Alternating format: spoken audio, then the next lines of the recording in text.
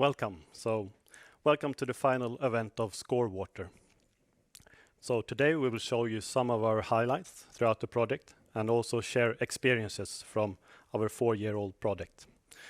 So we've been funded through the European Union within the Research and Innovation Program and also some short info about these webinars. So you'll have access to a chat function. So throughout the day, we really want you to engage and to ask questions throughout the chat. And after each session, we'll have time to answer your questions. And if we don't have time, we'll try to answer all of your questions afterwards in a following up email.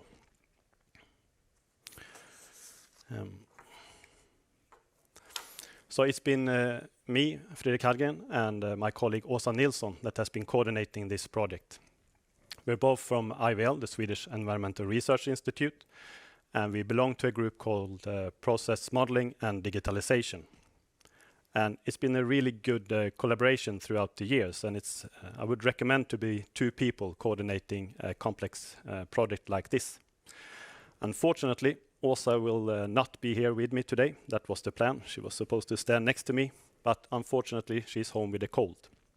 So we'll try to manage without you, Åsa, and feel better soon. And I do miss you. Okay, so moving into today's program. So I'll first have a short introduction about what Scorewater is all about. It's going to be very brief. Then we move into the case of Gothenburg. Philip Moldan from IVL will present the highlights and the challenges with sensor development and the results that we found. Then we travel down to Barcelona, where Luis Coromina from ICRA will present the results from digging into what could be found in sewage systems, and also looking into sewage sociology. It's very interesting results. Then we travel up again to Amersfoort, where Hugh Meyer and his colleagues will present the findings from the city of Amersfoort, trying to be more resilient to climate change. Then we'll have a short break because there's going to be a lot of information in these first sessions. And then we're going to really dig down into the data portal. So we're a digitalization project, so we build a digital platform and a data portal. So here we'll have experiences from Bas and Arjan guiding us through that session. So there's going to be a lot of information and a bit techy. Last but not least at all is the policy discussion. One really important topic throughout the project has to provide policy briefs to the EU. So trying to connect what we're doing in Scorewater to the policy level, both at EU but also the national level. So here Andreas, Maria, José and Helen Galfi will give their insights of what has been done. And then at about 11:40 we'll be closing the event.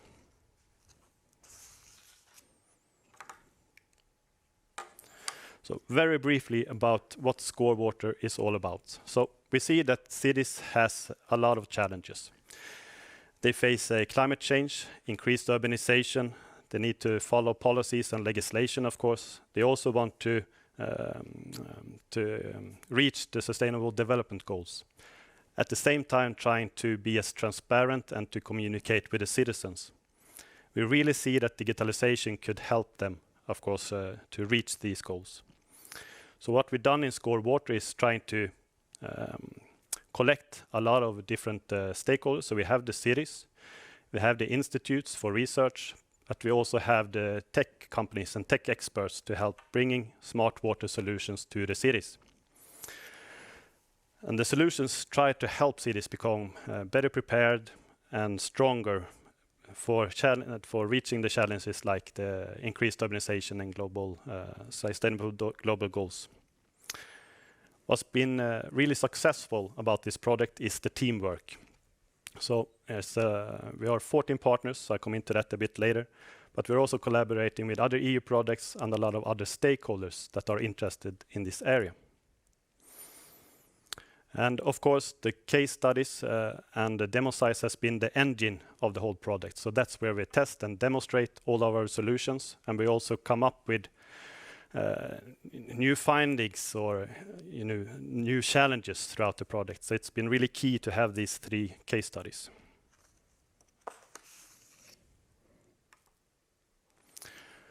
So we've been 14 partners within Scorewater. It's the city of Gothenburg, and here we have 3 different departments that's been engaged: the environmental department, the water department, and also their data department. IVL, the Swedish Environmental Research Institute.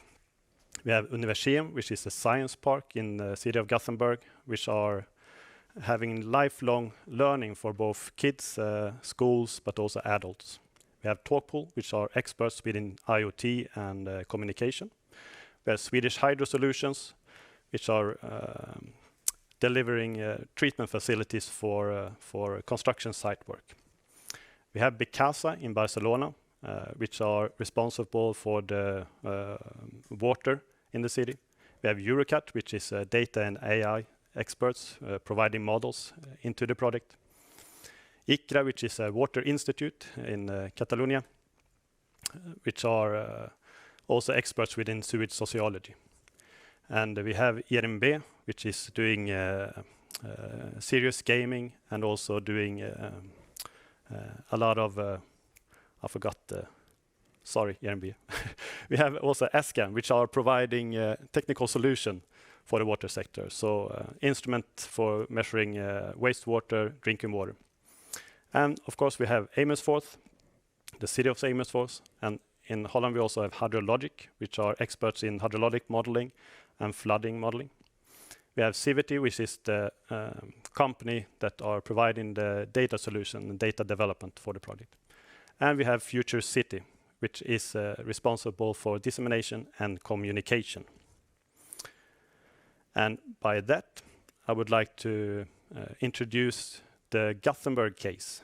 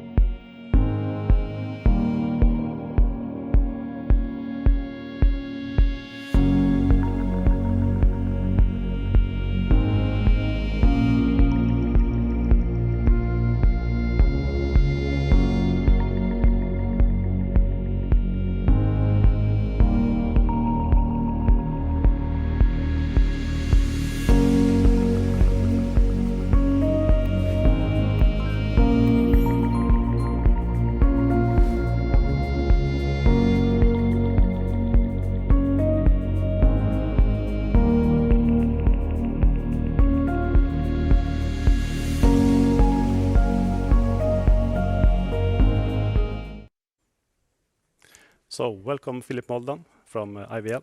Thank you. Please introduce the Gothenburg case. Thank you, Fredrik. It's a real pleasure to be here, and I will try to walk you through our case study here in Göteborg or Gothenburg. There were 5 partners involved in the case study, and lots of people contributed to this presentation and to this work. And to name just a few, I'm Philip Moldan from IVL, Swedish Environmental Research Institute, and the people who worked with the Scorewater case study at Göteborg most were Anton Jakobsson, Jens Wilhelmsson, and Fredrik, who just left the stage. The other 4 partners were Swedish Hydro Solutions with Jakob Sjöberg, Anders Lindqvist, and Leo Demir.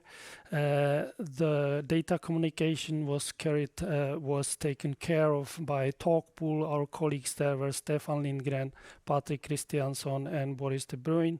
Fredrik also mentioned the city environmental administration of the city of Gothenburg, where Josephine Evertsson and Helen Galfi were the most active in the Scorewater. And at last, Universium Science Park, just across of this studio, across the street, and Krista Törnlinde was the final 5th partner involved in this. Construction water, which I'm going to talk about, what is it really and why is it important? Well, if you in typical situation when you start to build something, as we do in all cities all the time, seems to me, is that you start by digging a big hole in the ground because you need to put your foundations for whatever you are building. That's very common, and as soon as you do that, you are facing a problem that that construction pit, the site might collect some water. It may come from the rainwater raining on it. It may come from below if you dig deep enough to hit the groundwater level, or it may come from the hard surfaces around your construction sites, which the water collected on those may find its way to the construction pit, and when that happens, then you might need to pump this water out to be able to continue with the construction activities, with building activities, as soon as and that water will not be clean. So to deal with that, you will have to purify the water, or you will have to do something. So it's immediately poses a problem what to do with this water. And we had a couple of goals in this case study, and which I listed here. And of course, one necessary thing which you will need immediately as soon as you recognize a problem, you will have to monitor what's the quality and what's the quantity of the water which is being produced at the construction site. So and monitor that is not as trivial as you might think. So we worked quite a lot of that. For that you will need to install sensors, and that's also a challenging task, what sensors and how this should be operated. And then you will need to design algorithms to process the information from the sensors, and then you will need to provide the data for the decision makers and for people involved. Now, why is it important? These are two maps of the city of Gothenburg area and the coast nearby, and on the left map you can see with the color codes the categories according to Water Framework Directive, and it should be all blue because we all would like to have the surface water's quality as in a good status. But as you can see on the left map, it's all red because according to Water Framework Directive, the surface waters in Gothenburg are actually not achieving a good status. And this is because of several pollutants. It's not caused primarily by construction water, but it illustrates that there's certainly no room for more pollution. And you might think that Gothenburg is extremely dirty city. It's not. This is the situation which is very common in absolute majority of the cities in Sweden in any case. And on the right hand side, the map, that's classified not to chemical status but to ecological status, and it goes from red to yellow to green, and as you can see, most of the waters are in the intermediate stage, so not even that classification falls out very well. And we would need in Gothenburg to live up to the Water Framework Directive, we would need to by 2027 we would need to achieve a good quality. So that's quite a challenge. So anything which could contribute to those goals to be achieved is welcome, and anything which makes it even more difficult is really not welcome. So the monitoring the construction water, we focused on two areas where we've been, I guess I can say, fortunate in Scorewater that there is a major construction project going on in Gothenburg. It's the biggest infrastructure project in the city's 400 years history, and it's building a big railway tunnel called Westlink. And here is a map on your left which shows the 5 different stages of the building, and we focused on 2 of them. One of them is light blue on the map. That's the center station, and the other one is yellow on the left hand side. side map. That's a Korsvägen and Mölndalsån. And then there is a zoom in on the map and the real map on the right hand side, where the center station is marked with yellow, the tunnel is bright yellow, and the construction around is in a darker shade of yellow. The recipients for the construction water from the center station is the Göta Älv, which is the Göta River, the main river in Gothenburg, and for the other is a much smaller Mölndalsån. The way we designed the monitoring at the center station is that we looked at the release point of the purified construction water, and then we measured also upstreams and downstreams.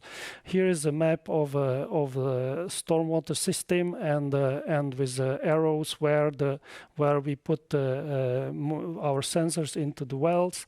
And here's example how the purification of the on-site purification of the water at the center station, how it looks when you put the sensors, as we did in the Scorewater, to monitor the quality of the incoming water, and which would be in a blue, and the quality of the outgoing water, which would be in red. And here I picked the turbidity, and the limit value is the horizontal black line, which is 100. And you can see that the incoming water is, of course, ways above that. But after purification, most of the time it's below that. And when it gets over, then the water gets recirculated. So that's kind of insight you need to, if you'd like to follow what's going on. Here is another example from those I mentioned, that we measure upstreams of the release point, at the release point of the purified water, and downstreams. And here are the water levels in those three wells in the stormwater system. You can see that they go nicely in parallel, and you can also see that of course we are releasing water, but the volumes of the rain are dominating the flow. So the yellow, the purple colored line shows the rain event, and you can see how the water level moves, captured by the new sensor which has been developed during this project. Speaking about the new sensor, that has been a major part of this project. There are sensors available on the market for all sorts of things. They tend to be expensive, and they tend to need lots of maintenance, especially if they are submerged in water. Therefore, as a part of the Scorewater project, IVL, together with our other partners, have developed a sensor called Turbinator, and I actually brought one piece of the equipment with me to show you, and the way it works is that it's a non-contact sensor, which on the diagram you can see you install it under the lid in the well, and then it has basically two main components. One is a laser which shoots the laser beam down to the water level, and then there's a camera built in here which takes a picture of the very spot where the laser beam hits the water level. And by measuring where that happens, where the laser beam hits the water, you can actually easily calculate where the water level is, and by that you can monitor the height of the water table. And by taking a picture of what happens when the laser enters the water and how much the laser beam disperses, and if you can process that image and turn it into the turbidity, because the more particles you have in the water, the beam will disperse in the water. So there are several advantages with this approach, and this is the current at this stage version of the sensor. There has been very many other versions from the beginning, built more or less with very simple means, with very simple components. At the top left is the very first one, I believe, and in the middle of the upper row is the next generation. On the picture to the right, you can see that installing these things has some challenges. Here is one of the early turbinators, all covered with the Rhine frost, which of course kind of makes it difficult for camera to take a big pictures. but at the bottom there's this current version, which comparing to the first versions of the sensor, it's a whole different world. The first sensors had batteries which lasted something like 2 weeks, and they had lots of problems with data communication and other issues. This one has a battery which lasts up to 3 years. It processes the images right in the sensor, sends very little data. It's much more reliable. So we hope that this will be turned into a commercially available, reasonably priced product which could be used for this kind of monitoring in the wells in the stormwater system. If that happens, that would actually help very much in the maintaining the monitoring on the construction sites. I should have said construction sites. They have it needs to be recognized that they are very active. So you need to move your monitoring as the construction progresses. So to have a sensor which is, there are no cables, no external battery power, you just put it into where you need it, when you need it. So to have something like that would really help a lot. Now, this is an example. I said that you can take the picture of when the laser beam hits the water level and process it. And here is a set of 6 images of the laser sent from this sensor, and using the machine learning and large library of those pictures, these algorithms can now translate it into the turbidity expressed in FNU units. So the top left is the lowest turbidity, the clearest water, and the bottom right is the most water with the most particles in it. So that has been quite successful, I would say. I mentioned we looked at the 2 focus area. One was the center station, and the other one was Mölndalsån and Korsvägen, which is the construction site right outside this building. And the reason why we choose that was that the Korsvägen has a recipient which is a Mölndalsån, Mölndals River, which is about 2 orders of magnitude smaller than main river in Gothenburg, Göta River. So we were testing to monitor in the recipient if we can see effect of the construction water being released to the river, and for that our colleagues at Talkpool constructed 2 floating rigs which were populated with sensors, and where one of them was floating in the river upstreams the release point, the other one downstreams, and here you see how these moved in parallel. And if you can use the recipient or not to monitor the effect of construction water will be heavily dependent on the size of your recipient. So it will only be useful if your recipient is very, very small, which was not really the case here. So we tried the method and proved that it works and it could be applicable. But in this case, the water which is coming from the construction site, the volume was just too small to affect it. The last thing I'd like to go into is the outreach, and our colleagues at Universeum Science Center, with Krista leading the work, produced 3 ways of using the experience from Scorewater and to reach the students and public at their science center. And these are Water World, Water Purification Lab, and Visualization, Visualized Water. Water World it's a digital tool for science center activities, and you can reach it at this address, and you can go through a number of tasks, and you will be explained how the water in the city, what's involved in that, and how is it treated, how is it channeled, and how you should act, behave as a consumer. And you will be posed with tasks, and you will have to make lots of decisions. And if you succeed, then you will be awarded a diploma.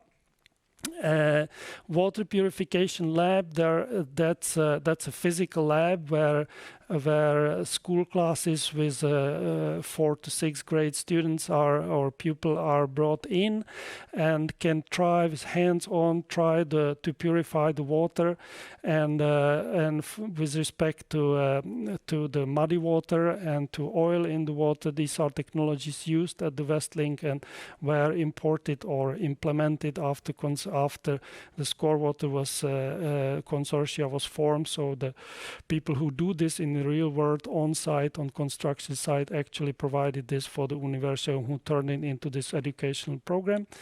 And the last is the visualized water, which is a fantastically exciting program which shows the problem, all sorts of problems you might encounter with when it comes to water in the city and globally, and you can spend hours there, and you will be educated in very many ways.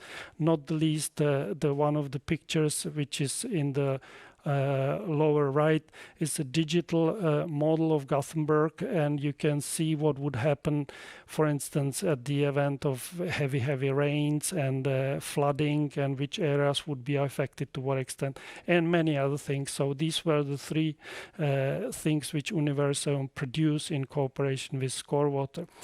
Has this been success? Yes, indeed. There has been about 500 diplomas downloaded, so there has been about 500 new water experts in city of Gothenburg. Hundreds of students did the purification lab and also visited the visualized water exhibition. Couple of conclusions. One is that construction water is everywhere. You may not have thought about it in this way, but if you think about it, construction is sometimes it's a major project like here, the Westlink tunnel. But actually, it's also much small projects where you will have to, if you'd like to be at the top of the situation and know exactly what water is produced and how polluted and where it goes, you will have to put your monitoring in place very quickly, and maybe it will last for only a couple of weeks. But monitoring is really necessary. It's costly, and it's both in terms of that you need to buy sensors and equipment, but it also costs time.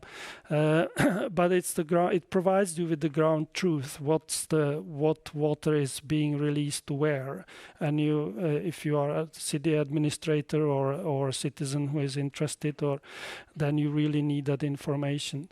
And the monitoring strategy which we developed in Scorewater appears to be viable, and we hope that it will live on and it will be applied on other construction sites and further developed and refined. So, and the turbinator might help. We have big hopes in this sensor because it's relatively cheap, simple, and increasingly reliable, I would say.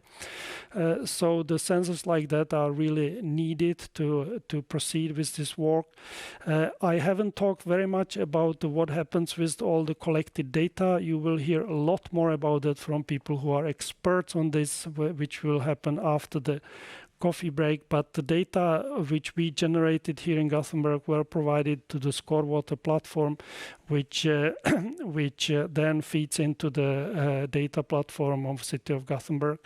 And the very last thing I'd like to mention, I talked about the outreach, and I mentioned the activities undertaken by Universium. That was one way to reach the mostly students and public, but we also had a number of stakeholder meetings where we had the construction companies and other stakeholders, such as people from purification, water treatment plants, and other organizations, where we actually could talk to them and could receive an input from them, which formed the strategy during the project. And with that, I think I stop. Thank you very much, Philip. Very interesting. I live in Gothenburg. Yeah, me too. Yes. So, Did you find interest in the outcomes among other partners that were not involved in Scorewater, but that also are working in the Westlink project? Well, yeah, that was probably that was almost surprising to us, because we found such a genuine interest in those issues, and from all sides involved, and not the least constructing companies. So there was a genuine interest in designing strategies how to minimize this problem, how not to pollute the Göta River, and how to do this in a way that will still allow them to function and go on with their activities. So there's this balance. I mean, you can put so hard regulations that at the end of the day you will not be able to build anything, but at the same time you need regulations. So you don't want that, but at the same time you need regulations to minimize the impact. So, and that this dialogue was so fruitful and so open, and so I found that was a big and very positive surprise, I would say, to me at least. Nice. So digitalization, so we are a digital product, so it could also lead to an increase in data collection and monitoring. So how do you find the right level, like of monitoring and reporting? And also the requirements. How do you put requirements for a big construction site like Westlink? Well, that's a very good question, and I think those new sensors and the way they operate, they are autonomous. They send the data themselves. They provide the process data. It's not only sensor signal, it's actually the real data. It tells you the parameters you are interested in, and there is so much of it. So you need those platforms. You need to build those platforms. I think that's a part which is integral part of the digitalization, that you produce so big volume of the data. So the next step is very important. You need those automatic algorithms, and you need the machine learning, and need to process that volume so that it actually turns it into something useful, something you are interested in. So I don't see that as a problem, the increasing volume of the data, as long as you take the next step and actually turn it into what is to answer the questions which are being asked, I would say. Oh, thank you. Did you find also interest in sharing data between the actors? Did you reach that point, or? Yes, to an extent. Of course, this depends a little bit. If the part of the environmental permit to carry on activities such as this major construction site, there are hard rules, there are limits which the constructing companies are not allowed to exceed. And so this could be a little bit sensitive. So there is always a fear that if the data are too opened, then somebody will misinterpret them. But personally, I think those fears are overdriven. I think I'm a great believer in making all those data available as much as possible. But in general, I mean, in Scorewater, we were not really entitled to all the data which we received. But when we talk to the people who own the data and explain them, then for the most of it, there was absolutely no problem, and we could have accessed those data and put them on the platform. And so, yeah. Oh, perfect. Communication is everything, I would say. Thank you a lot for the presentation. Thank you. And by that, I would like to introduce the Barcelona case coming up.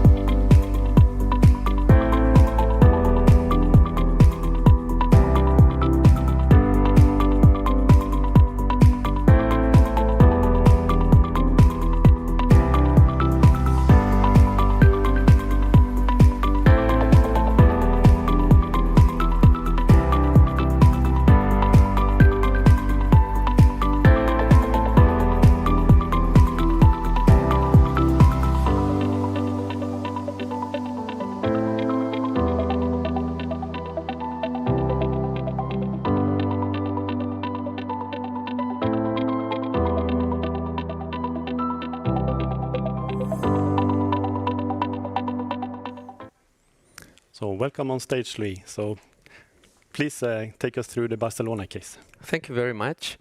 So I'll navigate you through the Barcelona case. And this has been an effort between different partners from Catalonia. So we have the municipality of Barcelona with their public company managing the sewer system, which is Becasa, Eurecat, IRMB, SCAN, and ICRA coordinating the case. So yeah, the topic is about wastewater-based epidemiology, and all starts in our households. So you can see that this project starts in Barcelona. You see Sagrada Familia there, and it all activities that we are running at our households that are consuming water are changing their composition. So we need to do something about that water which is generated. That wastewater that is generated, and what happens is that there are chemicals navigating through the sewer system, DNA navigating, and improper waste as well navigating there. That is transported to the wastewater treatment plants, and actually in that transport, if you are able to take samples, if you are able to install sensors and to measure things there, you are able to understand things that are going on, and you are able to understand the lifestyle habits of these inhabitants there. So the novelty in this project is that this approach called wastewater-based epidemiology, or sewage epidemiology, we call it sometimes, is that we do it at the level of inside the city. So by means of stations that we install and deploy. And the actual goal in the project is to understand the citizens' habits through sewer information mining. So there has been different challenges along the project. So first was like, where do we measure? So we measure at the interurban level, limit amount of experiences there.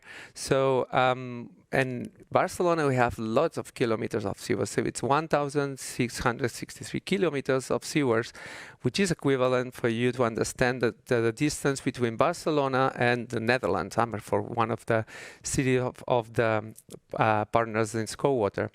So we need to decide a sampling point representative of a neighborhood that is explaining some characteristics that we want to measure as well. So in that sense, there was an effort to integrate some data layers about demographic characteristics, social characteristics, economic characteristics, and so to find the right spots where to measure and be sure that we were measuring was covering a particular amount of residents and not going outside of these boundaries. So we have been applying different methods, algorithms to optimize this selection. So ultimately, we decided and we chose 3 neighborhoods in Barcelona, one which is low income, one which is middle income, and one which is high income, because we believe that this will drive differences in the neighborhoods, and we want to demonstrate that the wastewater-based epidemiology approach works there. So how to measure? So measuring at the entrance of wastewater treatment plants is kind of easy, let's say, but in the sewer system there is no infrastructure, so we had to develop some infrastructure there, and we developed these cabins that you install at the surface level, at the ground level, and inside those cabins there is some equipment to be able to monitor different aspects. One thing which is important is the yellow pump that we have in there that is bringing the wastewater from the sewer to this triangle inside the cabin, and this allows to have, and this wastewater is renovated every 2 minutes, and this allows us to collect samples, 24-hour composite samples that can be brought to the lab, or we can as well install sensors, online sensors there that are giving interesting information about what's going on there. An important aspect of it, and something that has been optimized during the project, is like a pre-filter inside the sewer system that doesn't clog because of wet pipes or improper waste, and is able to pump the water always, allowing to pump the water always to this triangle. In terms of sensors, so we equip the stations with different sensors, and one of the partners of the projects can provide these sensors to measure organic matter, suspended solids, sulfide, conductivity, pH, temperature, etc. at real time, so one value every 3 minutes. But also we install flow meters in each of the 3 sites, different flow meter in each of these sites to measure flows. The data we collect needs to be communicated and want to have access at real time as well. So there were different manners of sending the data.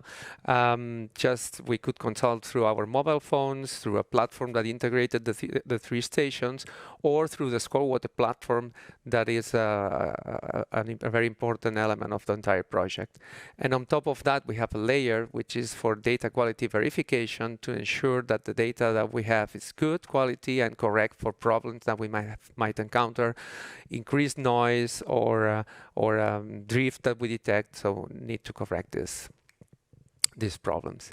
In terms of offline, what I was saying, the collection inside the fridge of the stations, we can pump wastewater, and we have a volume of water that represents what's going on over 24 hours.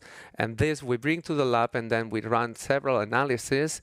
In this case, pharmaceuticals we can measure, antimicrobial resistance, SARS-CoV-2 concentrations, and oils and greases. There are more biomarkers to measure, but those are the ones that were relevant for this project.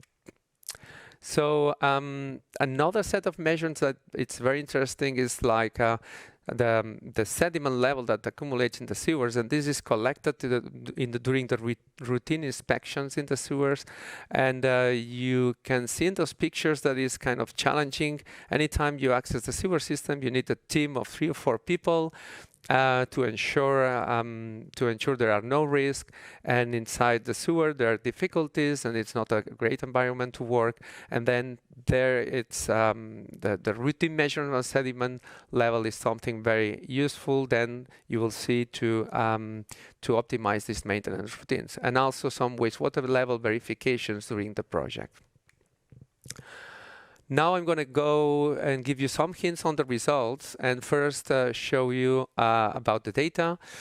And yeah, it's we wanted to respond what can sewage tell us about the citizens' habits, and this is an example of a plot on the flows that we get there. And in blue you can see the flow measured during weekdays. And in red, you can see the flow measured during weekends. And you already see differences. So you see during weekdays, for instance, you see there's like 2 peaks, one morning peak when there's high activity, when people wake up, and then an evening peak when people are just before going to bed. You can see that during weekdays, there are about 13 hours of activity between the 2 peaks. But on weekends, there is 10 hours of activity, meaning that, well, people wake up later and then, but go to sleep at similar times somehow. We can gather more information about this. The area below the curve is the accumulated volume that passed through that place. And if the area below the curve is similar across the weekdays or weekends, means that the same amount of people were in that same area. Okay, so we can understand if people are moving or not, are living or not. In that sense, here is the summary of results. It's hard to enter to everything, all the results produced, but in a qualitative manner, we can somehow tell you and explain you that we were able to detect that one neighborhood, like from left to the right, we have low socioeconomic status, medium and high. So one neighborhood, the low socioeconomic neighborhood, wake up earlier, consumes less water in general, and then the high socioeconomic neighborhood, during weekends they are out, they go probably to second houses they own. In summer holidays, in the medium socioeconomic status, visitors come in, so there's more wastewater discharge there, and the festivities are experienced differently in the different neighborhoods. So in the low socioeconomic status, they stay there for all festivities, but in the high socioeconomic status, they only stay for Christmas, let's say. In the others, they go to probably to those second house they owned. An example on other biomarkers now beyond flows, antimicrobial resistance. So that was a very great result where we see that there are differences on the spread of antimicrobial resistance. So we saw differences in higher antimicrobial resistance observed in the high socioeconomic status neighborhood as compared to the medium socioeconomic neighborhood. So there it's interesting to monitor and continue on studying this event and why this is happening. Overall, we could as well gather some information about the citizens through surveys, because IRMB executed surveys. We interviewed 300 people in each of the neighborhoods, and we obtained information that then we cross with the data we obtained from the sewers. And there we can see that there was like less antibiotics consumption in the, so there is a gradient with socioeconomic status, so lower consumption of antibiotics in low socioeconomic status, whereas high consumption in high socioeconomic status. As well, through the surveys, we understood that wet wipes discharge is smaller in the low socioeconomic status. SARS-CoV-2 spread was similar across the neighborhoods, and oils and discharge is smaller in the low socioeconomic status, so probably more public awareness on that topic. When we cross and challenge this against sewage, the results match on antibiotics consumption and SARS-CoV-2, and the results are complementary with oils discharge, because even though the residents behave well there in the low socioeconomic status, in the middle socioeconomic status in wastewater we observed a higher increase of oils because of the activities. More restaurants and bars are there. So sewage tells us some information on catchments. This is some results on the wastewater characteristics, and there we see that COD has a similar pattern that flows, and this is a regular behavior, but we can detect some unexpected changes and things happening there, like an increase in conductivity. It's explaining us that there's like in one neighborhood an increase on the discharge of phreatic water from construction sites. Or there's one neighborhood, there's other problems, and we can observe that during summertime there is an increased amount of sulfite in the sewers. Why this data is useful? So this sewage data is useful for sewer operators, and yeah, we can detect illicit discharges and can help, these stations can help doing sewage surveillance, and because is studying this and trying to make a plan for the city. We can as well optimize maintenance efforts using level data, and this is what I'm going to show you briefly here, that maintenance efforts can be optimized with a data-driven model that predicts sediment level, and this is a model that has been developed and trained with data collected during the project and also before the project, where you use an autoencoders to decrease the amount of variables that you need to include there in the model, and then you plug that into an artificial network that predicts the percentage of coverage that predicts the sediment level in each of the manholes that can be inspected in the network. So this model has 80% performance, so it's a great tool for early warning and predict and decide where to go next week, for instance, to do the maintenance efforts. We reached stakeholders as well in this project, and we were working hard on this. So municipalities, municipality of Barcelona was on board, of course, but then the health sector was a big thing we wanted to engage to explain them the results. So we have been communicating and discussing to them and sharing results with different organizations, as well with the Catalan Water Agency and with the society in general. And there we have been very active with the Scorewater Public Awareness Toolkit, which is mainly based in two things, like a serious game and public awareness campaigns.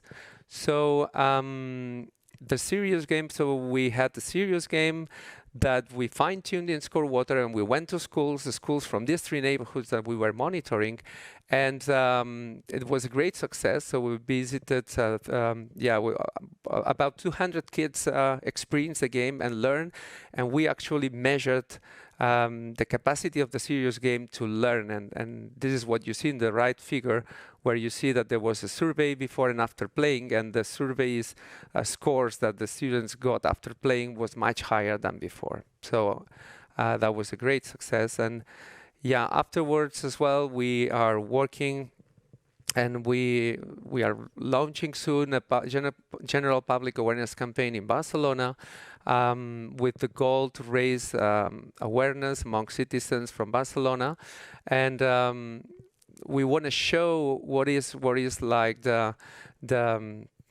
value of this wastewater, and that we can extract information, but we need to take care of it. We need to not discharge wet wipes. We don't need to discharge oils, because this complicates things a lot and can have damage for the environment, but also for extracting this information actually.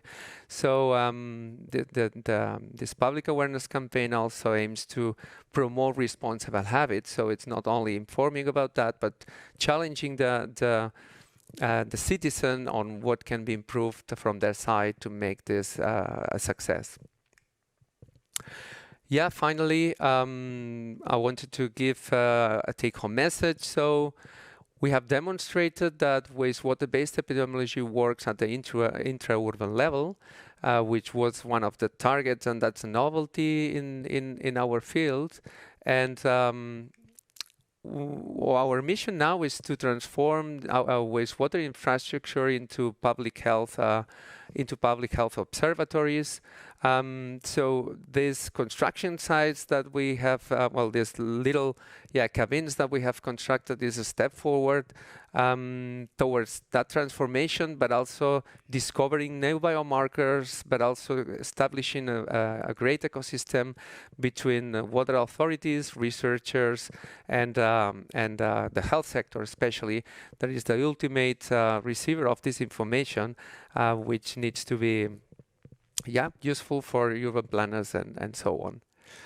And finally, I wanted to close the presentation with a picture of the station. So on the left side, you have the picture of the stations where we started. So there was like kicking off of the stations, and this is on the right hand. You find the picture when we finished. So it was completely well integrated into the landscape of the neighborhoods, and but actually we didn't have any problems. So they operated very well, and there was no problem with the citizens. Actually, people were interested, and this raised interest in the people who were asking us what was going on, and that was part of the story. And finally, thank you. I wanted to thank all the people who contributed to this project. It's a long list, and probably we have missed people there, but it's a great team effort.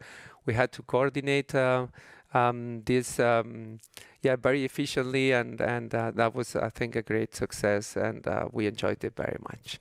And with that, I'm done with the presentation. Thank you very much, Louis. Very interesting. You did a lot of work. Yeah.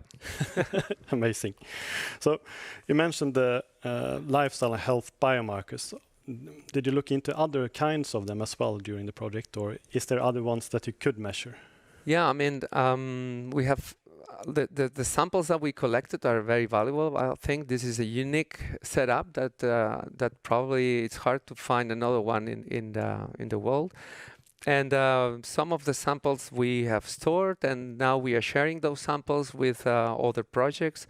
For instance, there is an initiative going on the monitoring of illicit drugs consumption. So there is a network in Spain which is called SRNet, very active in the illicit drug monitoring surveillance for many years.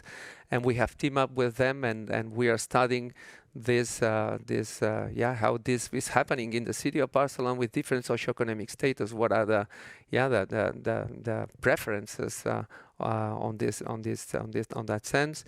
But also many other things will come soon. There is a change in legislation on the wastewater directive that is promoting and engaging the society to look into more biomarkers, pathogens. Of course, we monitor SARS-CoV-2 there, but somehow polio will be surveyed, influenza will be surveyed in the future. So there's a lot of things more coming. Yeah. There's a lot of information down there. So what is the role of health authorities in this story? How are they reacting? Because now they get a hold of a set of completely new data for decision making. Yeah, they're reacting very positively, and actually we were 2 days ago presenting the results in the Public Health Agency of Barcelona. They invited us to give a webinar for the agency. So they realized they realized there's a good potential there on a new information that was not available before, and it's very relevant. And in that sense, I think that we are doing a good job in teaming up with health authorities, but also health researchers, to bridge the gap between, like, let's say, water engineering and health research, and bring the two worlds together to discover new biomarkers and make it a success. Yeah, because that hasn't been done that much before, I think. Yeah. The combination, maybe health and the water monitoring. No, I mean, that's something rather new.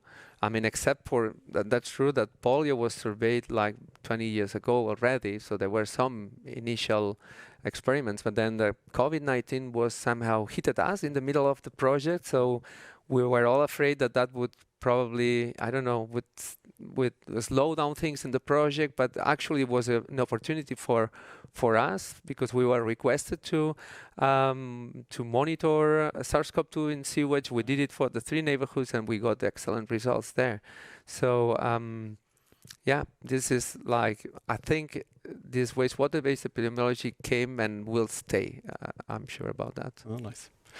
I remember we had a session at the Smart City event in Barcelona looking into, okay, but how could we scale up this with the monitoring stations, because they are quite costly and they also demand some operational costs. So how do you foresee how that could be beneficial for the society? Yeah, I mean, it's true that these stations are, rather big, let's say, but somehow they were integrated in the landscape, and I don't think there was a problem there. Of course, we wanted to have like a demo there and a proof of concept. That was the first time, so we somehow didn't work on optimizing the design. We were focusing and making sure that there were no problems. So this operated over 1 year with good success. So I think that was the focus. But if you want to scale up, so probably we would need to optimize a bit, reduce a bit the size of the stations, and even like work with something inside that we can install inside the sewer. So there's more technological progress to be done there to measure at the intra-urban level inside the city. So very interesting. Thank you a lot, Louis. Thank you, Marco. And by that, I would like to introduce the Amersfoort case. But I just want to have a short reminder before that, and that is to also ask questions in the chat. So, but Amersfoort is coming up.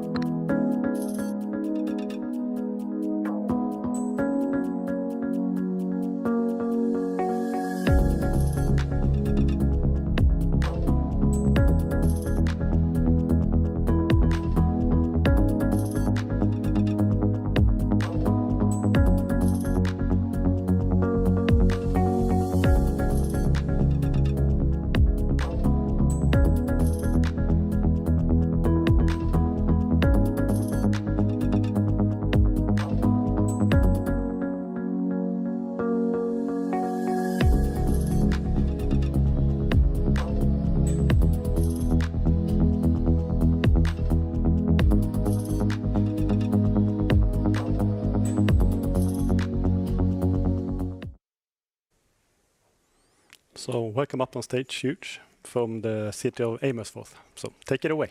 Thank you, Fredrik. And a good morning to everyone joining from home. My name is Hugo Meijer. I work for the city of Amersfoort. And for the third case presentation, we decided to switch things up a bit. So in a minute, I'll be asking some of the colleagues we work with and the partners we work with to join me on stage. We'll do a short Q&A where I ask them a question and they answer. And by doing so, we take you through some of the results and the findings in our case study. But before we go there, I think it would be good to give you some short information about the city of Amersfoort, because all of you probably know Gothenburg and Barcelona, which are internationally well known. Amersfoort may not be. So Amersfoort is a city, you saw it on the map before from Louis, in the middle of the Netherlands. It houses about 160,000 people. And similar to a lot of cities, not just in the Netherlands and Europe, but also in the world, we see that climate change is causing more challenges for us as a city. And as a result, we see more extreme periods of drought, of heat, and more risk of flooding due to extreme precipitation. And as a city, we are challenged to find solutions to mitigate these risks. And we believe that data and data-driven solutions can help us in addressing these issues. So today's presentation and today's Q&A will address some of the challenges and the solutions we found in the Scorewater project, which really help us in addressing these challenges. And for now, I'd like to ask my colleague, Anne Vrouwen, to join me on stage. Welcome.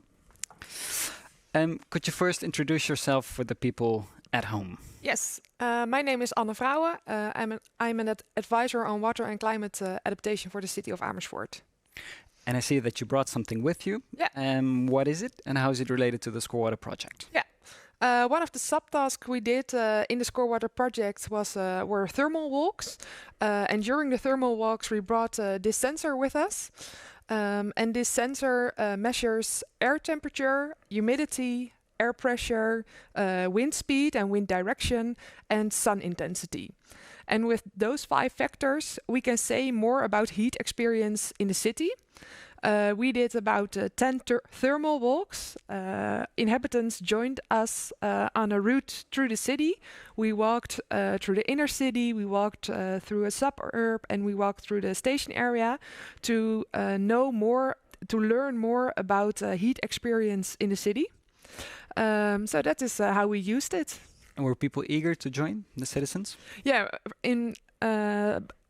by start, we had no idea how many people would be interested, but about 50 people joined. So I think that we were quite happy with the number of people that joined. And I think that's also one of the positive side effects, that we asked them to fill in a survey during the route we walked. But it also raised awareness while we asked the questions about heat. Well, people actually did not think about it. What kind of location am I standing? Am I in a shadow location? Am I in the sun? Is it green? Is there water? I think that was a really positive side effect, that the awareness for the participants we could increase. Were there any surprising results from the thermal walks, or was it all as expected? Well, I was not sure what to expect, and we postponed the thermal walks for 2 years because of COVID. We could not come together close enough, so we postponed it 2 years.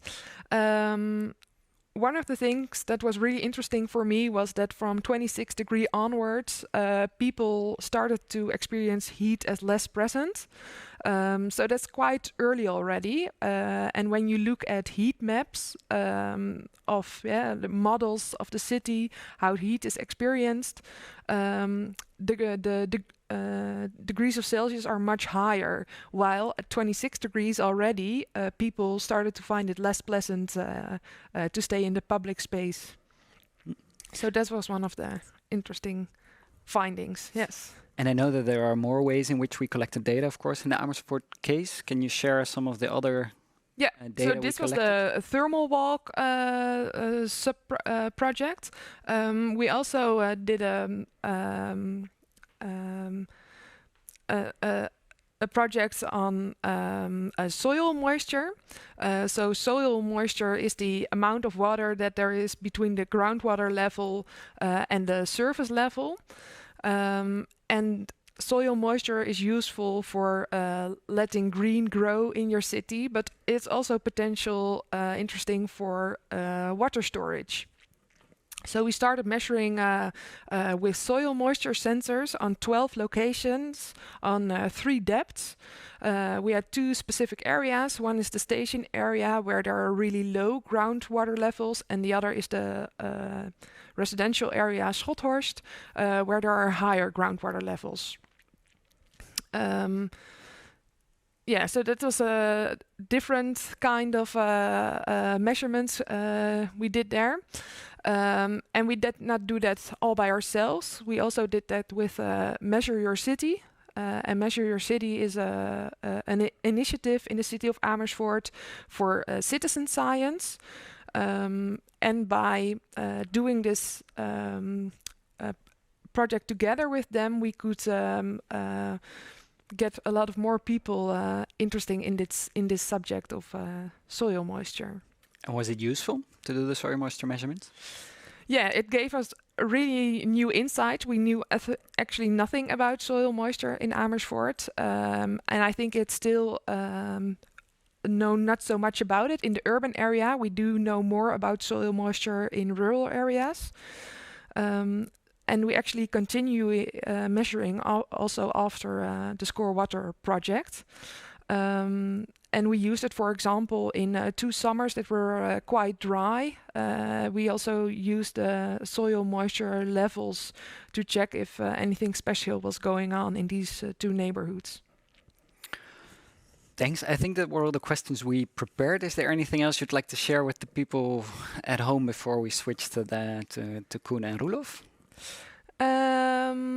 Yeah, we also did a hydrologic a project together with Hydrologic. That was more about flood early warning. And for us as a municipality, we used the data that was gathered there instead of that we ourselves collected or analyzed the data or made a program about it, and the thermal walks and the soil moisture there, we were the initiator. Thank you. Yeah. So that was a different role that we took there. I think for us the soil moisture project was most interesting because we had a really nice partnership together with other organizations in our city. Yep. Thank you, Anne.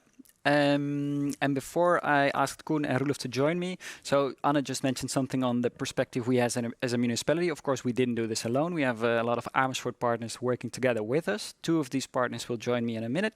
It's Koen Ree from Hydrologic and Roelof from Civity. So if you can join me, and thank you, Anna. And if you have any questions for Anna, feel free to ask them via the chat. We'll get back to that later. Welcome.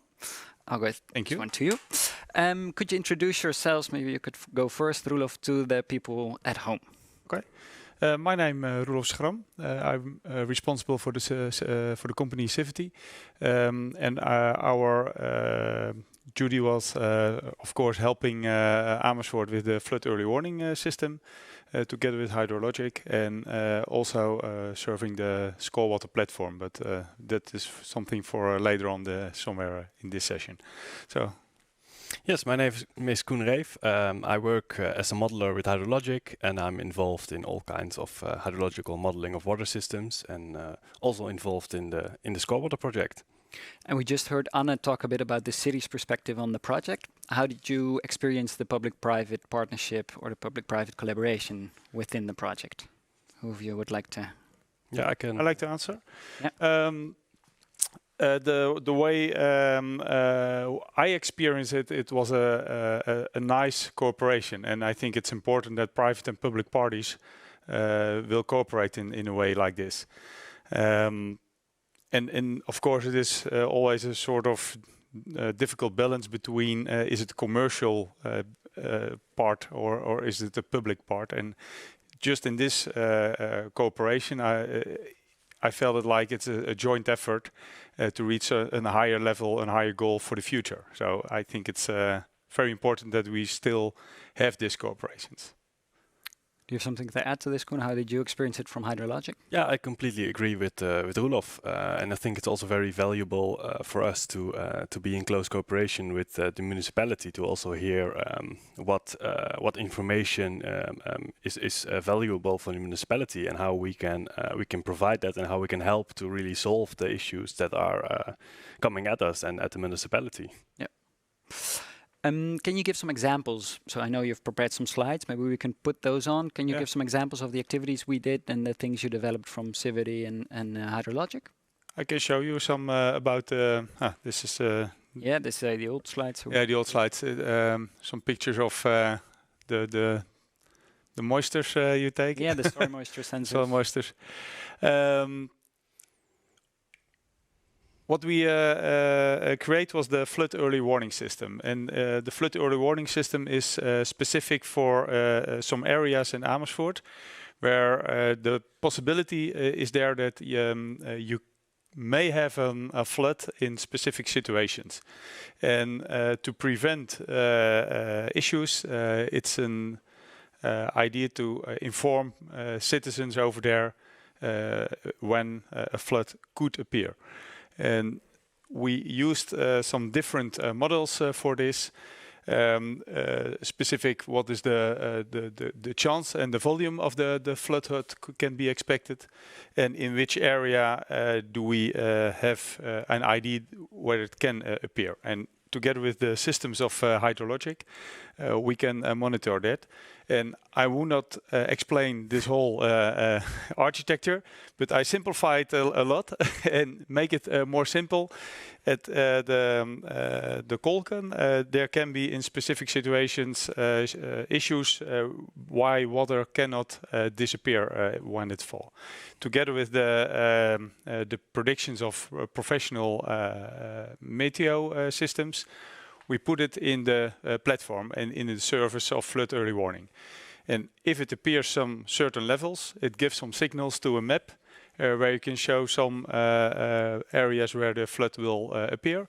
And also use the social media channels where you can proactive communicate about an upcoming flood.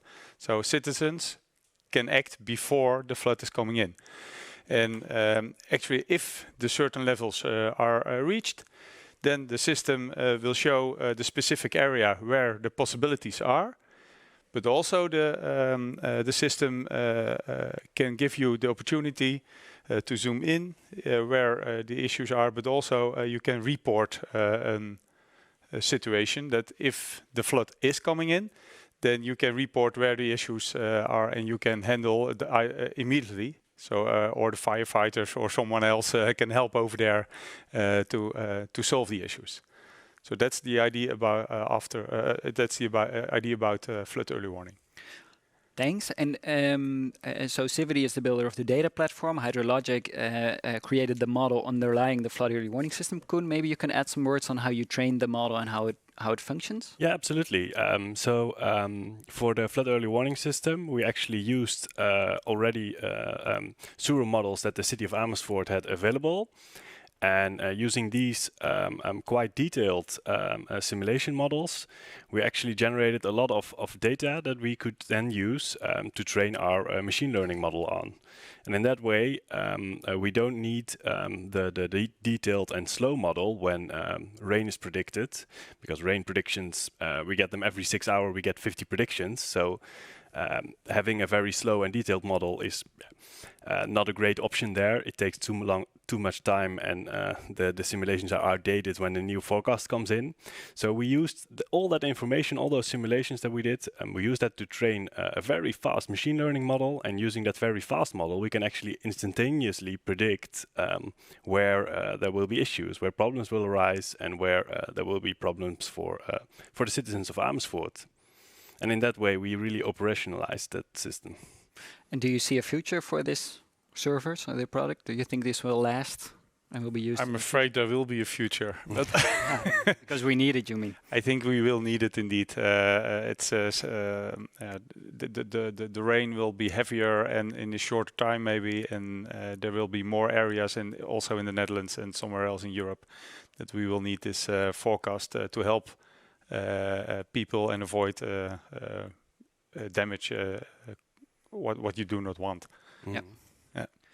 What was the most challenging thing for you? Maybe first for you, Koen, from the project. Yeah, well, challenging, but also the most fun part, I would say. That's because we were really experimenting within this project. We developed new products, new techniques, and there is also not one standard way yet of approaching these kinds of problems. It's really an evolving technique, the machine learning, applying it also in a water context.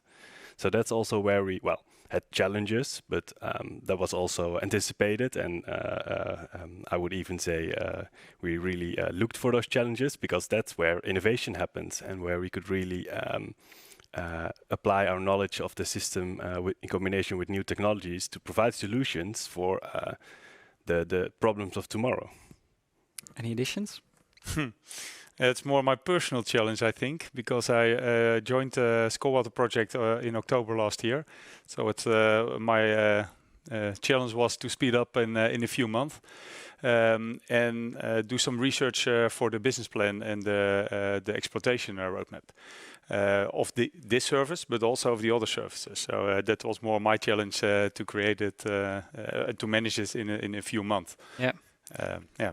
And I can imagine entering a project that late on that has been going on for quite a while is a challenge It is, by itself. but very interesting.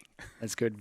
Before we go to the questions from home and invite Fredrik back to the stage, is there anything else you would like to tell the people from home? Or shall we leave it as is? I think we answered most questions. Okay. I think so. Yeah. Thank you. And then let's invite Fredrik back to see if there are any questions from home. Thank you a lot. Yeah. Squeeze. So thanks a lot for the presentation. Very interesting and nice work, and also to get this solution more productified. Okay, so if you had the knowledge that you have today, would you have done or organized things differently? Shall I take this one? Yeah. I think one of the key challenges we had, so it's a 4-year project, and we had a lot of people leaving either our organizations or the organizations we work with. And I think with the knowledge we have today, we would organize knowledge transfer from those people to, of course, we hired new people, they entered the project. We would organize the knowledge transfer from them to the new people more efficiently or more intensively. So now I think we kind of underestimated that you couldn't just introduce a new person to the project and then from day one, they, of course, when I tell it, it makes sense, but in practice it's quite difficult, that it's quite difficult to get them up and running in the project. And I'm not sure how we would address it, but at least we would, I think with the knowledge we have today, we would take more time to address that challenge and to see if we can get people on board faster on when they join and leave. That's a big one for 4-year innovation projects. That's quite difficult. Yeah, I can understand that. As a coordinator, I still don't really grasp the whole project. So, exactly. Exactly. Yeah, and you joined in? Yeah, I was actually one of the one writing parts of the proposal, but then I left for maternity leave. Of course. So I missed the start, but then I joined. So what's the most useful or interesting thing you would take with you from the Scorewater project? For us, I think it is how we can really apply these new techniques, machine learning, artificial intelligence in a water context, and use it to address issues that we could not really address in the past, because computers were too slow, models were too slow, and this new technique really gives us new opportunities. And well, we just scratched the surface in the Scorewater project, and there's, I think, a lot more also to explore. Oh, nice! You look really excited. It's cool. So, was there anything that surprised you throughout this? Now, maybe what surprised me the most was of course, I did also participate in the deliverable for the business plan. And together with this service, I also discovered in the Netherlands, for example, that a lot of knowledge and specialism is separated in different organizations. So there's not only one person or one organization responsible for the whole service. So I was a bit surprised that we have a lot of specialism and knowledge in the Netherlands. But it's an extra duty and maybe an extra challenge to combine those knowledge and make them all responsible for this process like flood early warning or other services. Yep. And that surprised me that the knowledge is there. Now we have to bring them together. Yeah, I think that's a problem within the whole of EU. Yeah. And maybe in addition, so in the Scorewater project, we also looked at replicating the results from the case studies in the different cities. And one of the things I didn't know in advance that was interesting to me is that all cities have the tasks organized differently.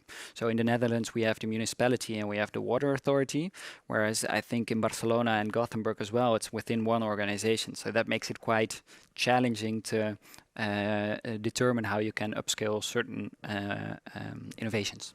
So that's a challenge as well. Yeah. Okay.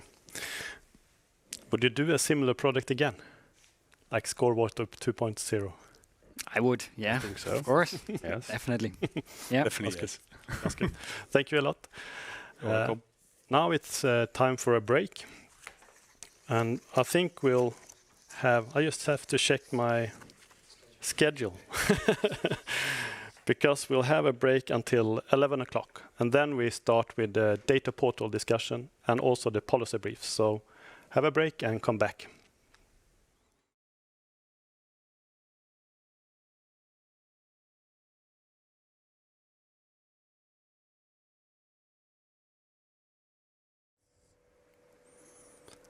So, welcome back after the break.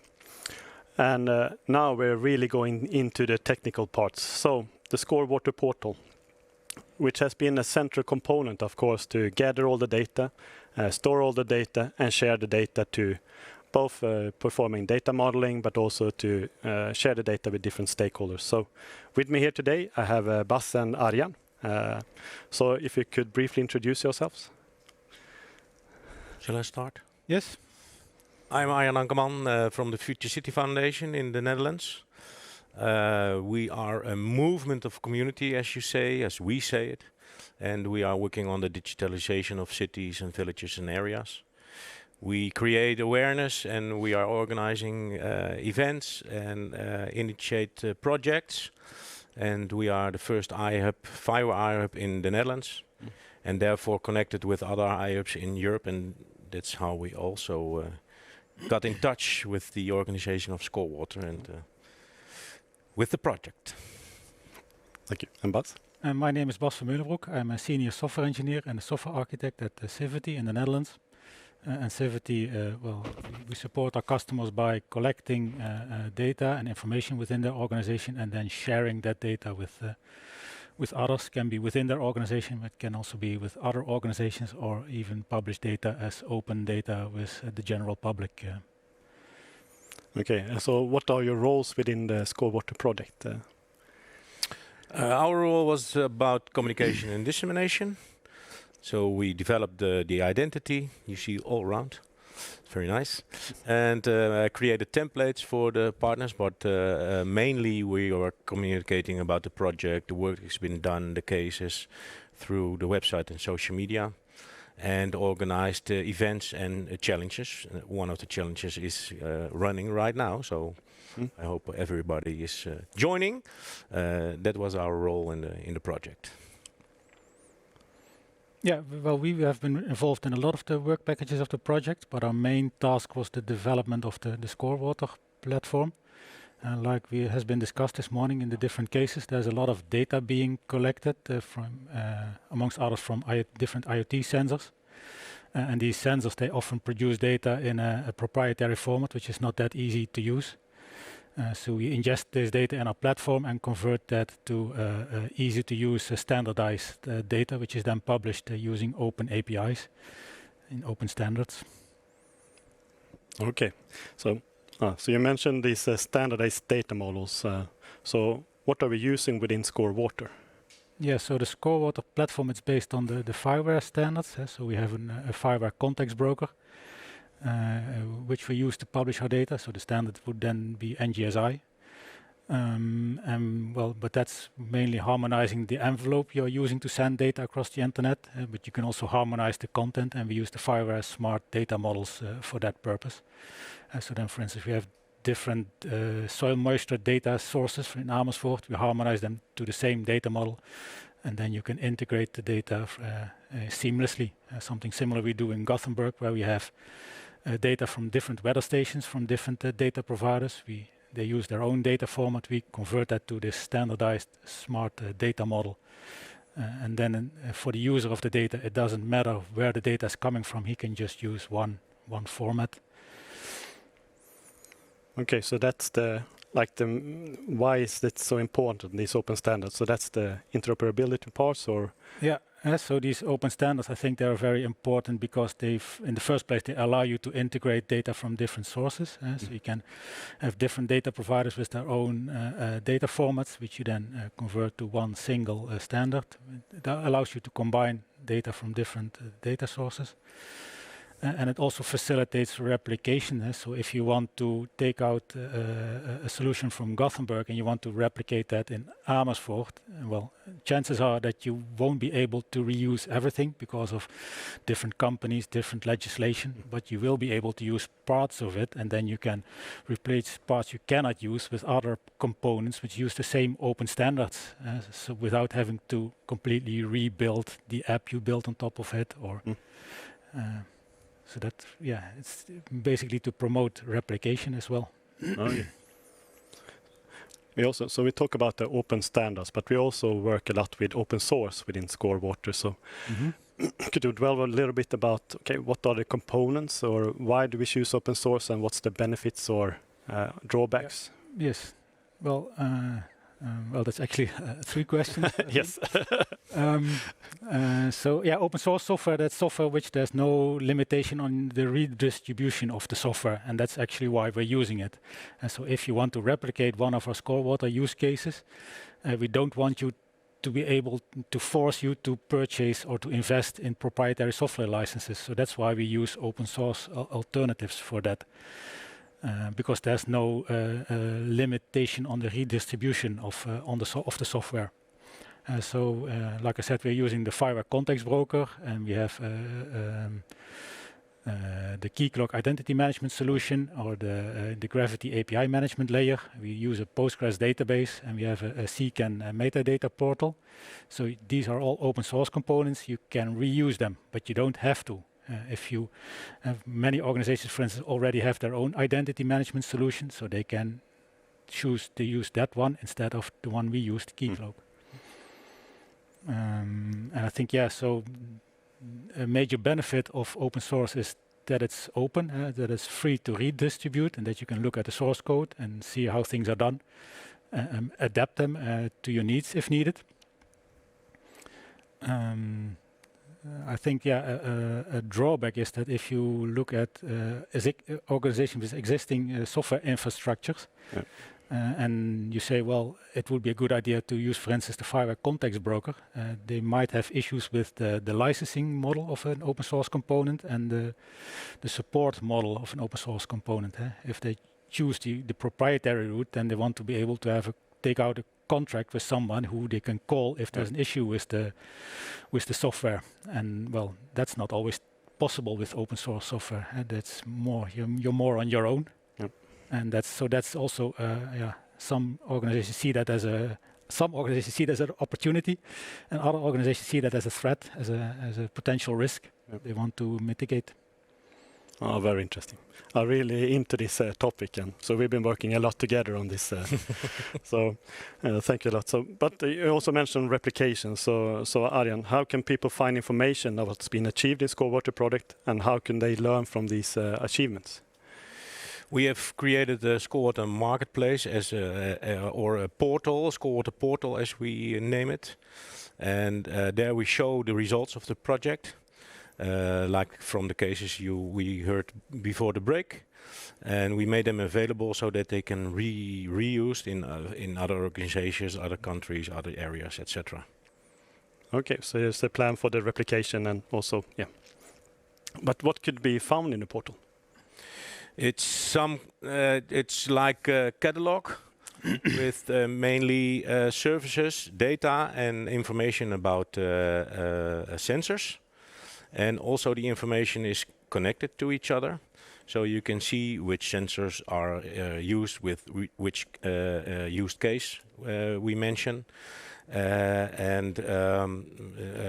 We made it with images and graphics so that you can find the information very easily. And of course, it's also the portal to the Scorewater datasets. So that is combined in one platform. So do you have some examples of what to find there or how to? For example, what Philip told before the break about the monitoring the quality, the wastewater quality in construction sites. We have a description of that use case, and the sensors which are used for those use cases from IVL, from Talkpool, and from Swedish Hydric Solutions. They are mentioned there as well. Information you can in information, and the data which is generated by those sensors is also available. So that's all connected to each other, and you can use the data through an API. So I think. Yeah, I think it's a sort of a shopping list where you can look at all the use cases from Scorewater, and then if you want to have more information, you can see all what has been used for the different use cases, and then you can sort of cherry pick what you want to reuse or not. I think for the Amersfoort case, we have the information on the flood early warning system or the access to the data from their soil moisture sensors. Yep. And for Barcelona, for instance, the predictive maintenance use case for the sewer system with the scan sensors. Oh, cool. So, did you learn something special from the Scorewater project, or what did you learn? I think it was a very nice project. 4 years, it's a bit old right now, seeing that's the last time. I hope there will be a next project, of course. Then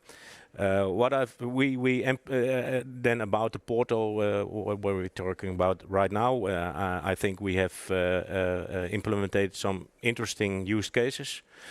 But what we learned is that implementing new use cases or creating them, I think we need more incentives to collect and report data.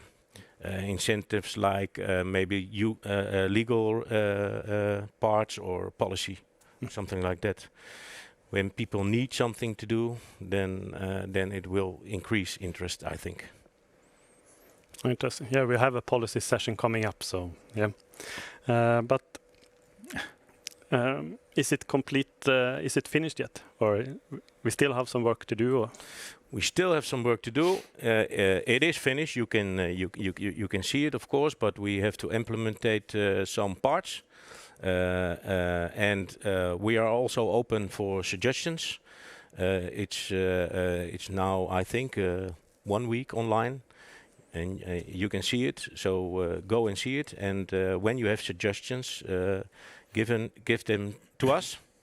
And when you have other solutions, maybe within the topic we are talking about, maybe it's interesting to put them there as well, and then create a much more interesting portal.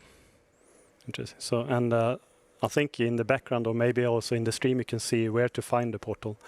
Yep. So please go and have a look. And see if you find it interesting, and also what you're missing, and how to use it, I guess. So we mentioned also the Gothenburg case. So we heard previously from Philip. There's a lot of data. There's data from the municipality, from the construction workers, from other organizations involved in, for example, the West Link. So. I know we had this meeting with some stakeholders a few weeks ago, and there's a lot of data being collected for monitoring.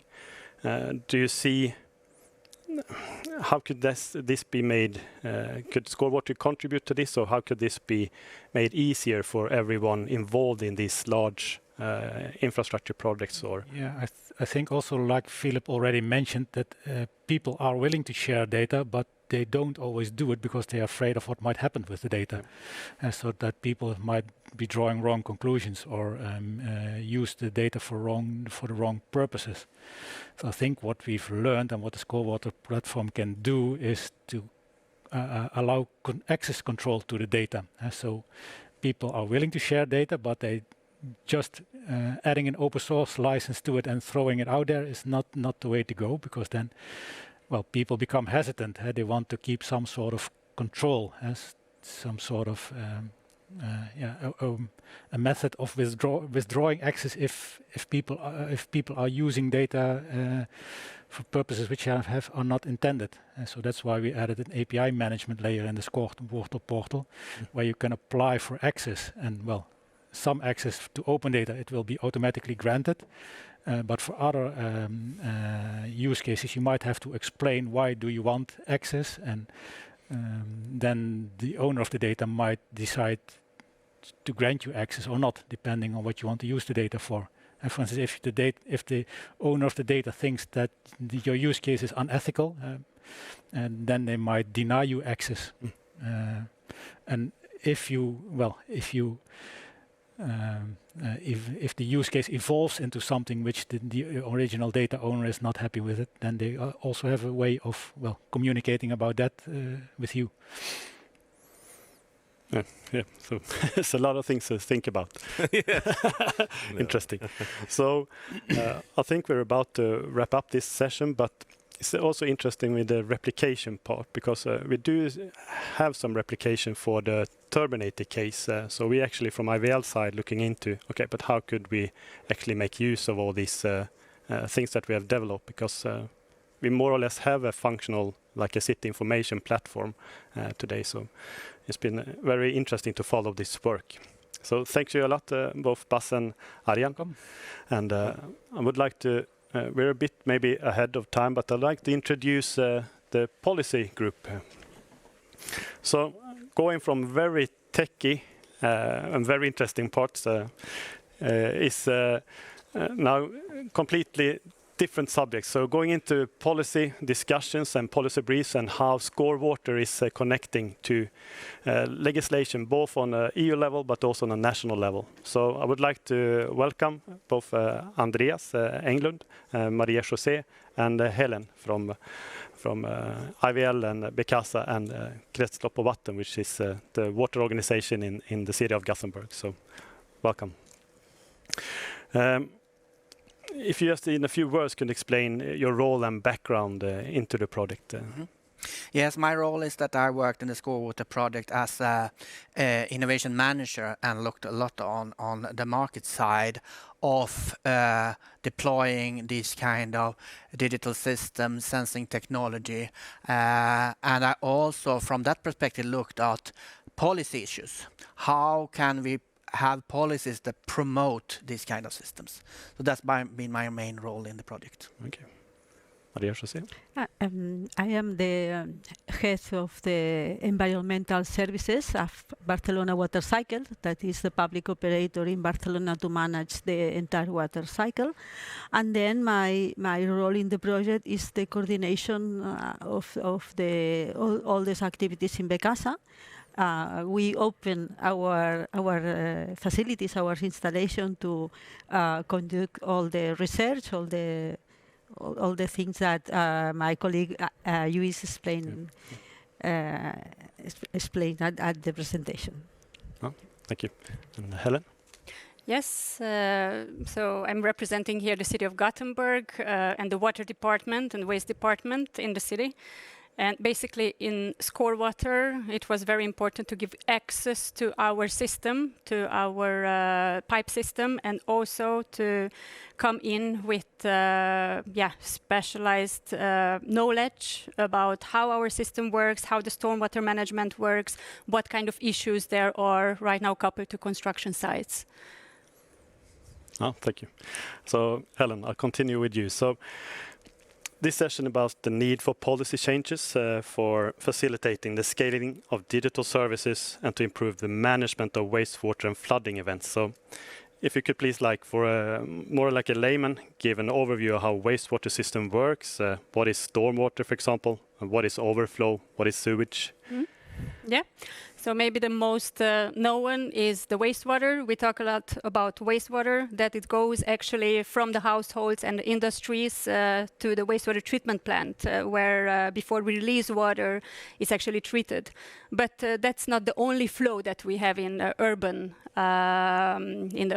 environment. We also have stormwater during rain. So this type of flow, we have a lot of polluted wash-off from urban surfaces, and this is released right into the recipient waters in the water courses, and there we also have a pollution problem. And then we have something in between, something that we call actually combined sewer overflows, where these two flows, wastewater and stormwater, goes into the same system.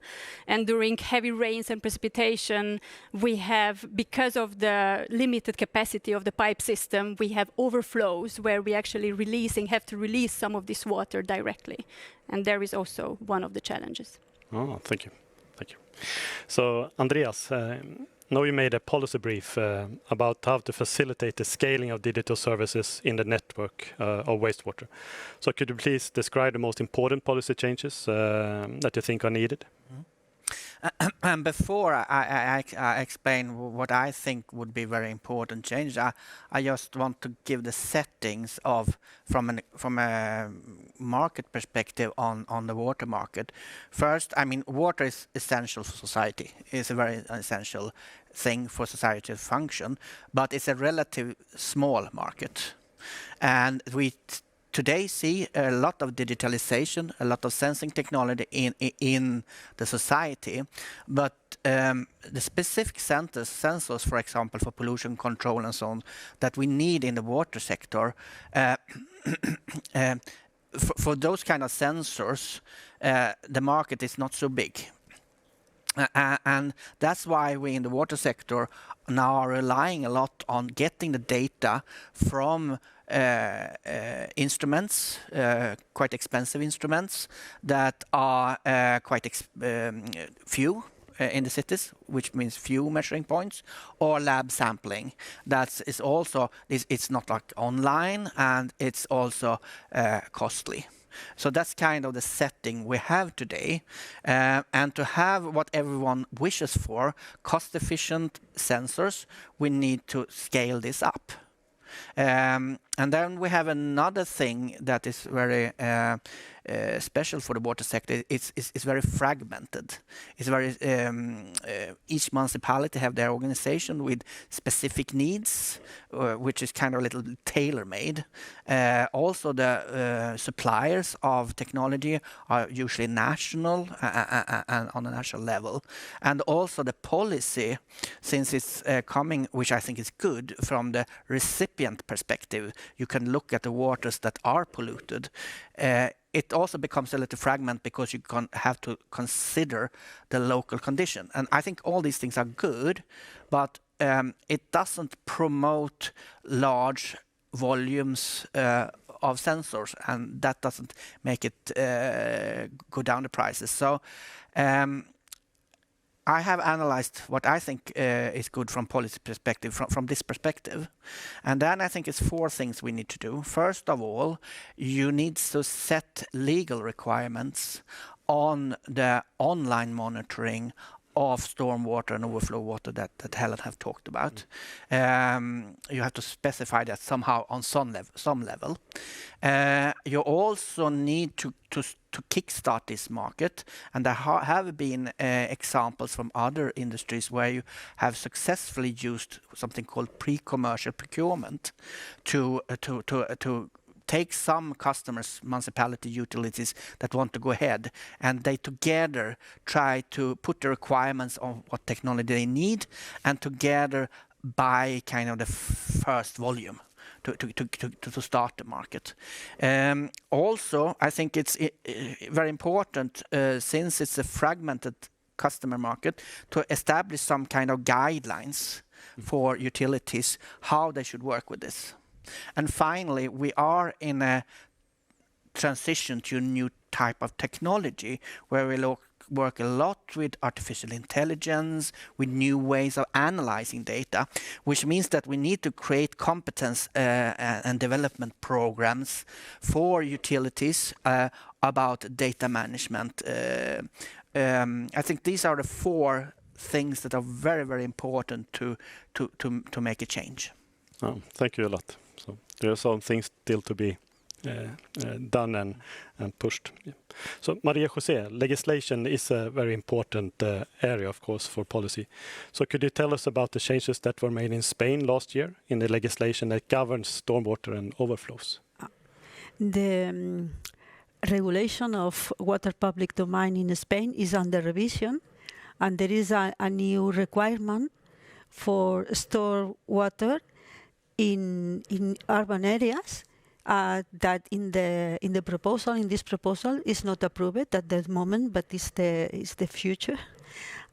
This water runoff in cities will consider as rainwater, wastewater. Okay, as the Ellen says at the beginning, there are different kinds of rainwater in our cities, and this rainwater, wastewater will need treatment and monitorization. For instance, in this new regulation, will be mandatory to monitor at the quantitative and qualitative level these discharges, the number of events, the duration of these events, the volume of each event, to have the annual volume of discharges of this stormwater, wastewater, okay?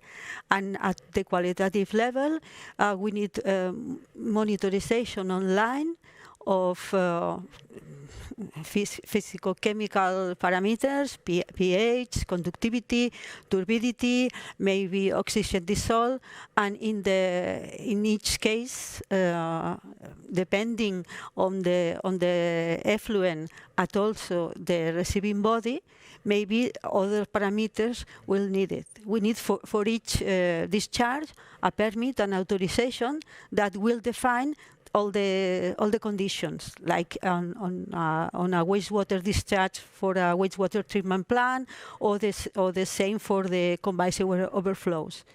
Okay, because all these things is about the diffuse pollution.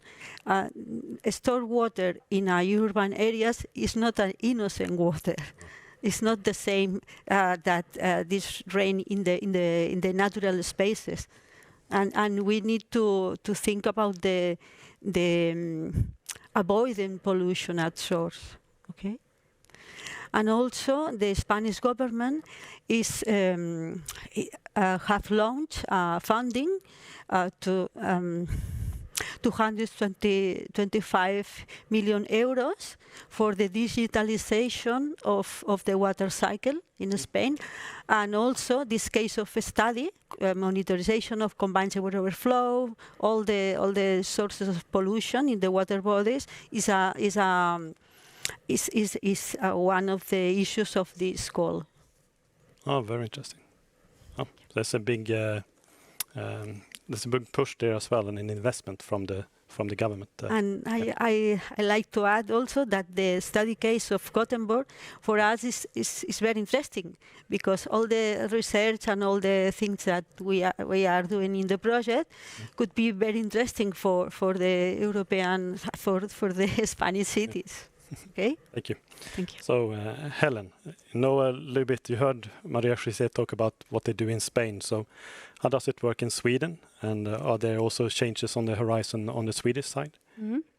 Yes, I mean, as Maria Jose already mentioned, that on the EU policy level is already ongoing several updates in the water legislation, especially wastewater legislation.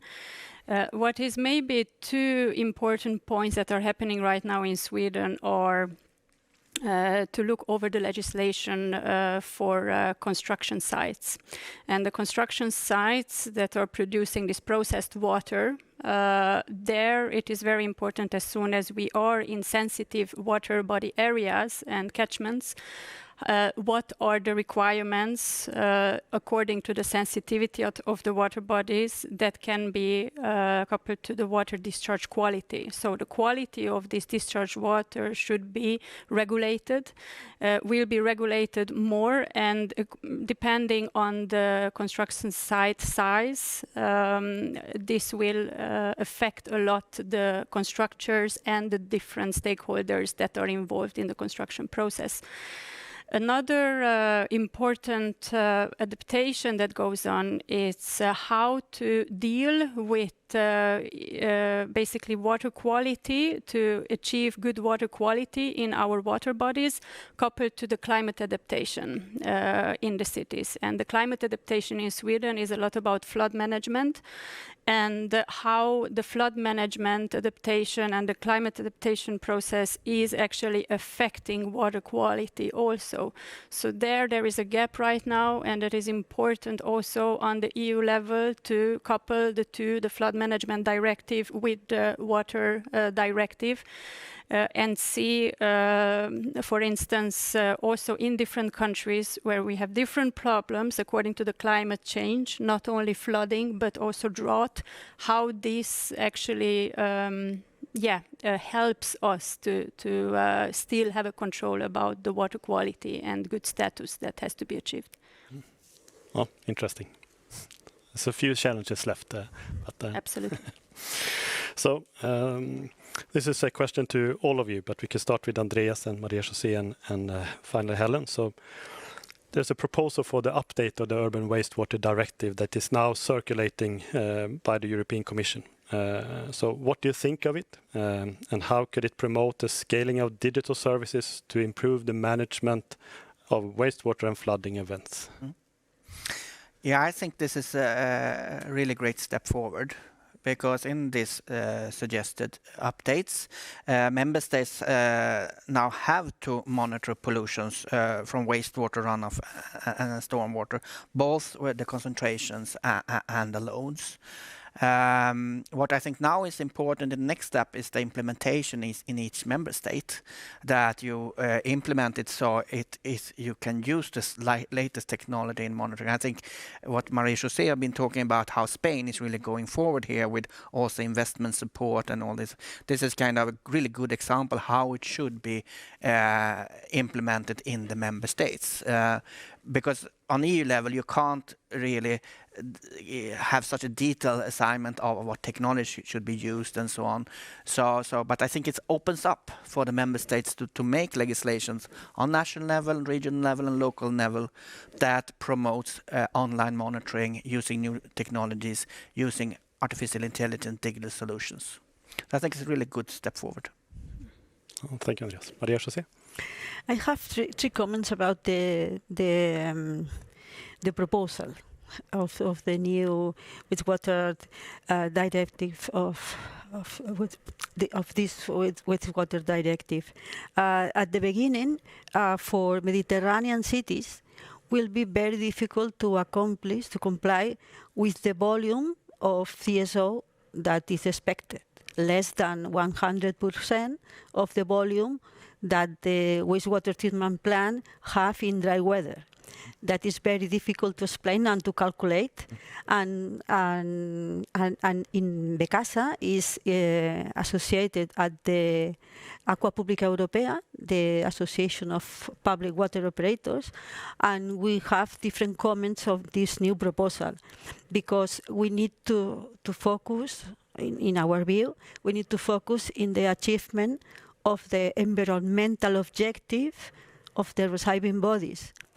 We don't think that the limitation of amount of volume without consider the dilution and the different pollutants will be the solution. And we ask for more detail of this calculation. Of course, we need to change our way of doing things, because in 20 years of the Water Framework Directive, the water status of our water bodies in Europe is not good. We need we are under a climate emergency. We need to take care of each drop of water in Catalonia now we are under a strong drought, and I think it's a good moment to think and to change and to make efforts in the water sector, because water is a human right.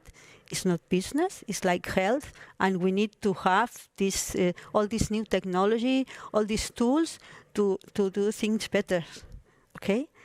And the second comment, we also talk about the avoiding pollution at source. There is in this new directive, also in the waste directive, the extended responsibility of the producers that have more efforts, economically efforts, awareness efforts, in introduce more, I don't know, with products really biodegradable. For us, for water operators, the increasing problem of wet wipes, other improper waste that goes to the water cycle is very difficult to manage, because maybe we have technology, but it would be impossible to have the budget for all the investment, maintenance and all.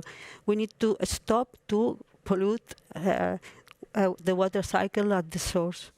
Okay, and my last comment is that it's also related to our project, to the study case of Barcelona, that in the new directive will be mandatory the installation of monitoring and sampling tools to have the monitoring of the health status of the society. The case of wastewater-based epidemiology will be also in this directive, and the case of study of Barcelona is a good experience for us, and I think it's a good thing that the new directive will implement. Thank you.